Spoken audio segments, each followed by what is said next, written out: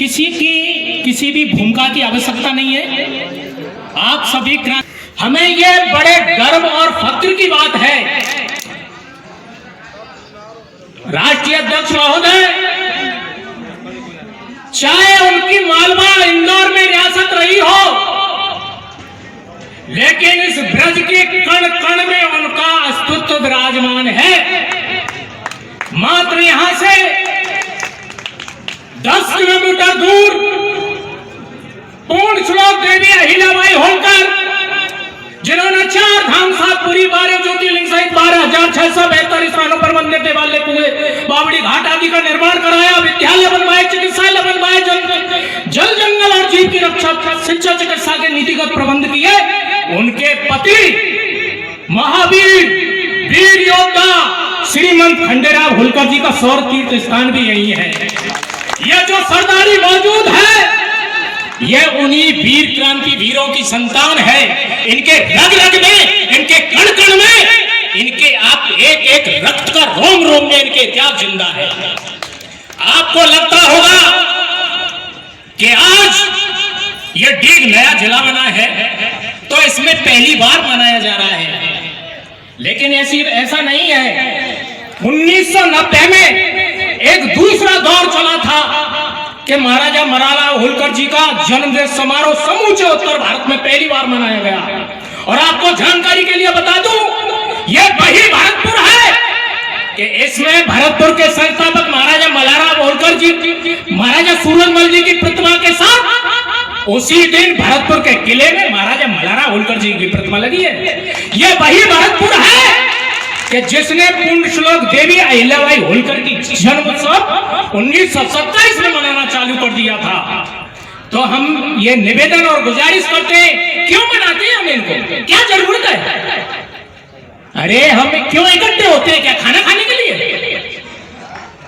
ये वास्तव में ये है। अरे उन क्रांति वीरों की भी तुम सुनिए, ये रमेश जी को क्या जरूरत पड़ी है? वो अरबपति पार्टी है, क्या जरूरत है इनको? बाहर में जाए समाज, क्यों अपना पैसा खर्च करेंगे? अरे हम अपने गौरवशाली अतीत से, आदर्शों से प्रेरणा लेकर के कौम हित में कार्य करें, इसलिए ये कार्यक्रम होते हैं। आज कहते हैं अखिल भारतीय गाडरी गडरिया और गायरी समाज, बहुत सुंदर।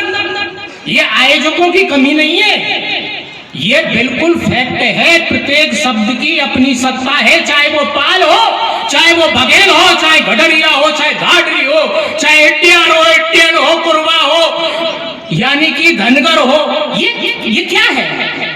अरे जब मैं ये कह रहा हूं कि मुझे तो मालूम नहीं, जब तुम्हारी इसी धरती पर 2000 साल पहले शिलालेख ये कहता है कि इस धरती पर सुरा गोत्र की गडरिया की बेटी इतनी बड़ी भजनोपदेशक हो सकती है 2000 साल पहले। अरे तुमको मालूम होना चाहिए कि एक बमनिया जिसको मदन गडरिया कहते हैं, उसका किला 200 किलोमीटर दूर हो। ये कल्पना कीजिए आप, एक लाल सिंह गडरिया जो महुआ में अपना इतिहास को जिंदा रखता है, ये कल्पना कीजिए।